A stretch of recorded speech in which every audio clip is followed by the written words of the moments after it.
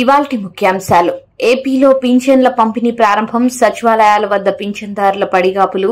అధికారులు ఉద్దేశపూర్వకంగానే నగదు జమ ఆలస్యం చేస్తున్నారంటున్న ప్రతిపక్షాలు. బీఆర్ఎస్ నేతలకు స్ట్రాంగ్ కౌంటర్ ఇచ్చిన సీఎం రేవంత్. రైతులు ఆత్మహత్యలు చేసుకున్నారని ఆరోపణలు నిరూపించాలని ఫైర్. 48 గంటల్లో రైతులు ఆత్మహత్యలు చేసుకున్న వివరాలు ఇవ్వాలని డెడ్ లైన్. ఇచ్చిన వెంటనే ప్రభుత్వం తరపున రైతులకు నష్టపరిహారం జమ చేస్తుందని వ్యాఖ్య.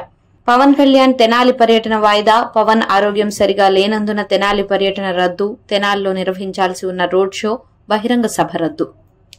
తైవాన్ను వణికించిన భూకంపం. ఇవాళ ఉదయం 8 గంటల ప్రాంతంలో 7.5 తీవ్రతతో కంపించిన భూమి. 4 మృతి.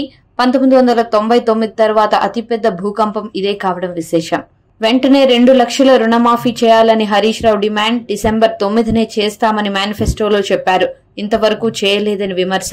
రేవంత్ మాటలు నమ్మి లక్షల మంది రైతులు పంట రుణాలు తీసుకున్నారని వ్యాఖ్య. ముఖ్యమంత్రి రేవంత్ రెడ్డి కేటీఆర్ సంచలన వ్యాఖ్యలు.